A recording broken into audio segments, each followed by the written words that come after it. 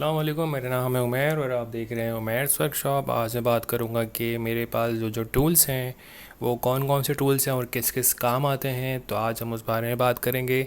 किसी भी टूल को इस्तेमाल करने से पहले आप उसके मैनुअल को पढ़ लें, नहीं तो अगर आप फ़र्स्ट टाइम यूज़ कर रहे हैं तो उसकी कोई वीडियो देख लें यूट्यूब पे, ताकि आपको वो अच्छे से समझ में आए उसको इस्तेमाल करने से पहले। सबसे पहले हम बात करेंगे अपने जो है सेफ्टी जो है इक्विपमेंट्स के हवाले से।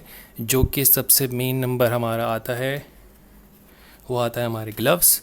नॉर्मली तौर पे जो ये ग्लव्स हैं ये रबड़ के हैं, ठीक है। तो अगर आप इसको पहन के वर्किंग करते हैं तो बहुत हद तक आपके जो हाथ हैं वो गंदे होने से बचते हैं और आपकी जो हाथ हैं वो थकते नहीं हुए कि आपको काफ़ी अच्छी ग्रिप मिलती है। तो ऐसे ग्लव्स आपको मिल जाएंगे नॉर्मली तौर पे 100-200 तक के।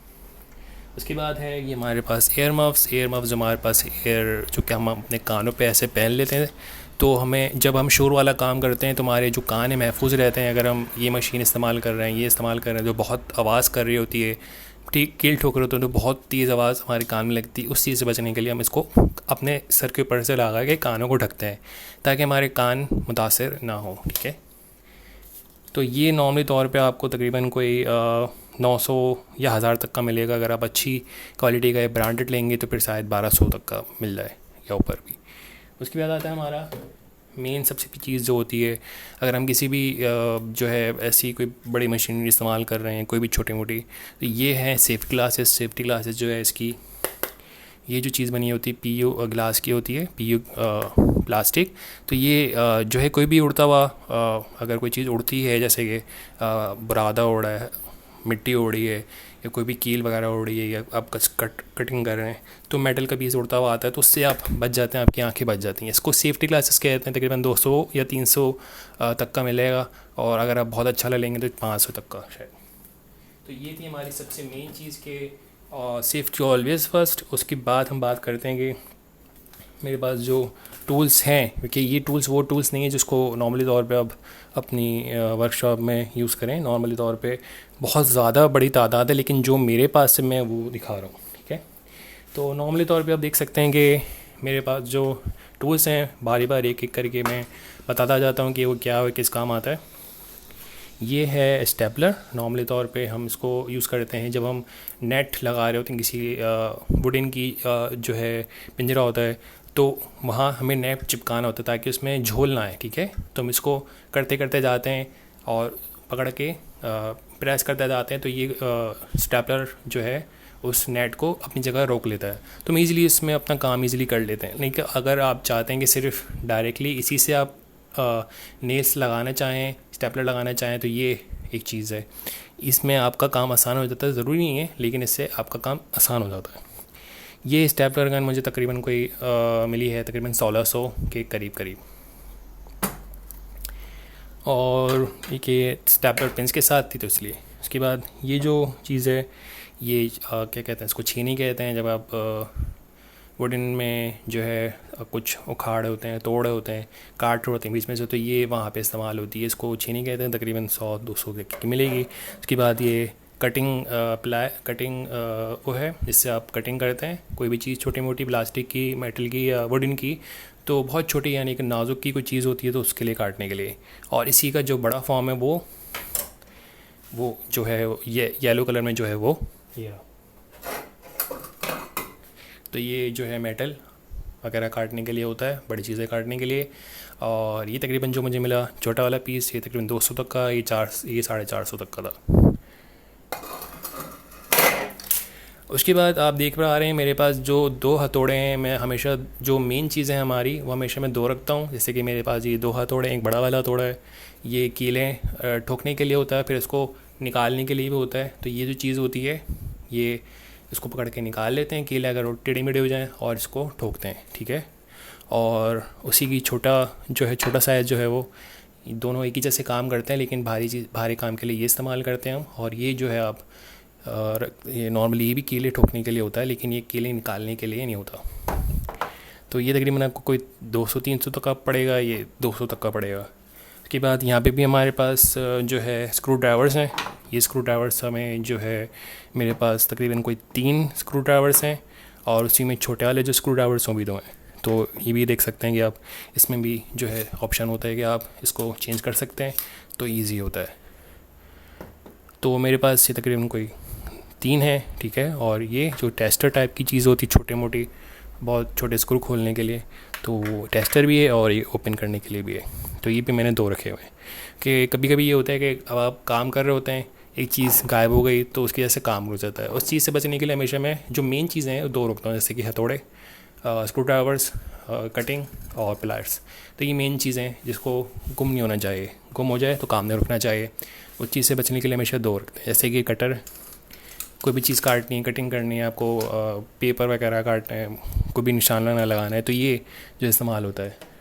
तो ये 2 हैं, तकरीबन हमें कोई 50 या 100-70 रुपये तक के मिलते हैं। उसके बाद जो है पेन होता है, आपके पास पेन होना चाहिए ज़रूरी, और क्योंकि निशान ऐसा लगाने होते हैं।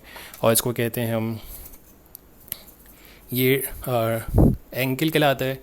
जब हम कोई भी चीज़ सीधा निशान लगाना चाहते हैं अगर, तो उसको हम सीधा जो है पॉइंट पे रखते हैं, ठीक है।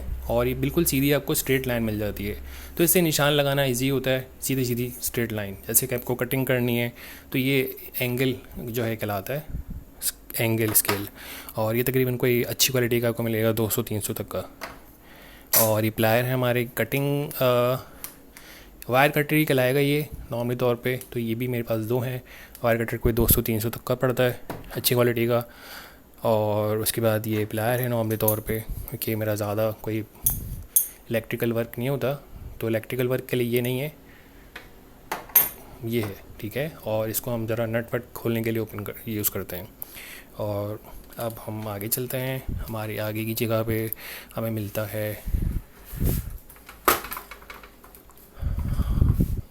ये हमारी आरी, जो कि नॉर्मली तौर पे आरी हम इस्तेमाल करते हैं वुडन काटने के लिए। तो ये अगर आपका हाथ सीधा है तो इसको इस्तेमाल करना भी थोड़ा सा होता है मुश्किल, क्योंकि इसका जो हैंडल है वो बहुत ज़्यादा हिलता रहता है, ठीक है। जो कटिंग, ये जो ब्लेड है बहुत हिलता है, तो आपका जो हाथ है बिल्कुल सीधा होना चाहिए जब आप इसको कटिंग करने लगें। तो इसको आरी कहते हैं, वुडन आरी। तो ये तकरीबन कोई 200-300 तक की पड़ती है। उसके बाद आपकी जो ये कैंची है, नॉर्मली तौर पे मैंने ये टेलर सीज़र रखी हुई है, नॉर्मली तौर पे मेरे काम आती रहती है। और ये मैंने 2 रखी हुई हैं, ये 2 जो हैं मेरी सीज़र्स हैं। और ये जो है नेट कटर है, जैसे कि जाली वगैरह काटने के लिए या मेटल वगैरह काटने के लिए, ये हैवी वाला है, ठीक है। तो जो कैंची हैं वो तकरीबन 200-300 तक की ही मिलती है नॉर्मली तौर पे, और ये तकरीबन 350 या 400 तक का। तो और आगे चलते हैं। अब आती हैं हमारी ये चीज़, ये हमारी एक कटर है जो कि हम वायर कटिंग के लिए यूज़ करते हैं, ठीक है। तो जैसे ही हम कोई भी वायर काटना होता है तो उसको यहाँ रखते हैं और उसको करते हैं, तो ये कट जाता है। बहुत ईजी होता है इससे काम करना। और इसी का जो छोटा, ये तकरीबन मुझे कोई 300 तक का पड़ा। और इसी का जो छोटा फॉर्म है ये है, तो इससे भी आप कटिंग कर सकते हैं, आपके वायर बहुत अच्छे तरीके से कटिंग होती हैं। उसके बाद ये है हमारा, इसको भी हमने मेरे ख्याल से कवर किया है।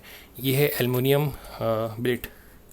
जो एलुमिनियम की बिट्स होती हैं उनको एलुमिनियम या मेटल वर्किंग में यूज़ होता है। तो यहाँ पे हम उसकी जो है बिट रखते हैं, ठीक है, और उसको खींचते हैं। तो ये खींचता है और वो वहाँ से टाइट होती जाती है, और फिर आपकी जो चीज़ आपने लगानी होती है वो कस जाती है। तो ये बहुत मेटल वर्किंग के लिए या एलुमिनियम वर्किंग के लिए यूज़ होती है। इसके बाद हमारे पास मार्कर है। नॉर्मली तौर पे मार्कर हम इस्तेमाल करते हैं निशान वगैरह लगाने के लिए, तो बहुत ज़रूरी है। और उसके बाद हमारे पास है ये बैटरी पावर्ड 18 वोल्ट की ये हमारी कॉर्डलेस ड्रिल है, जो कि कॉर्डलेस ड्रिल भी है और स्क्रू ड्राइवर भी है।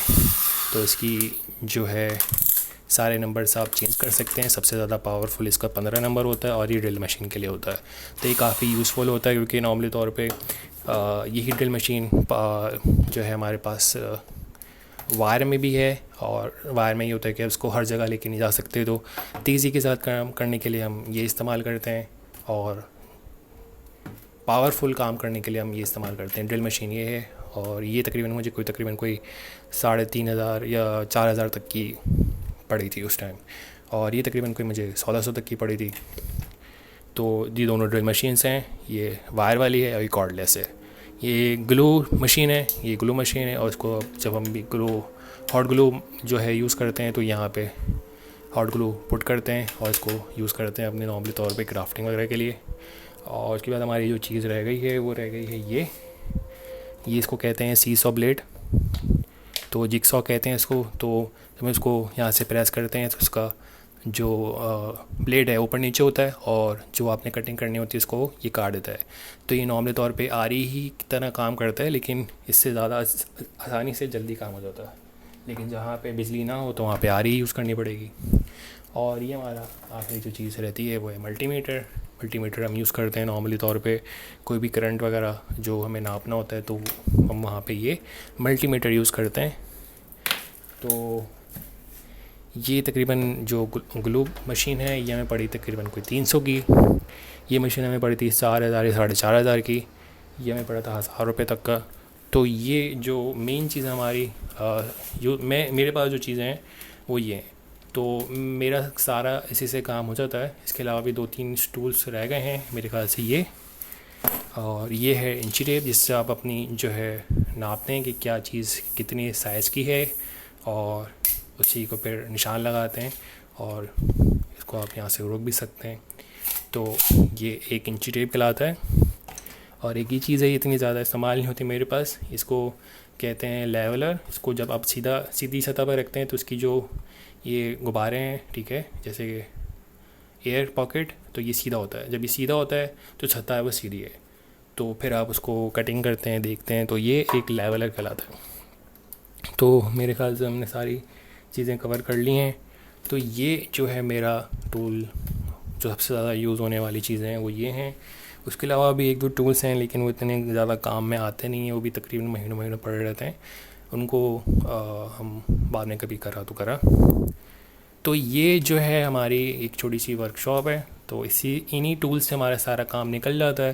तो ये टूल्स लाजमी तो नहीं कहेंगे लेकिन नॉर्मली तौर पे ज़रूरी होते हैं। अगर आप वुड वर्किंग कर रहे हैं, मेटल वर्किंग कर रहे हैं, छोटी मोटी आपकी वर्कशॉप है, तो इन चीज़ों से आपको जो है पता होना चाहिए कि क्या क्या चीज़ें इस्तेमाल होती हैं, क्या क्या चीज़ें इस्तेमाल नहीं होती। नॉर्मली तौर पे हो सकता है कि मैं आगे जाके इन मशीन्स के हवाले से बताऊँ कि कैसे क्या चीज़ कैसे यूज़ करते हैं। तो ये है कि अगर आपको ये वीडियो अच्छी लगी है और आप चाहते हैं कि इस तरह की और वीडियोस में जो है और ज़्यादा डिटेल में इंफॉर्मेशन में बनाऊं, तो लाइक करें, शेयर करें, सब्सक्राइब करें। अपना ख्याल रखिएगा। अल्लाह हाफ़िज़।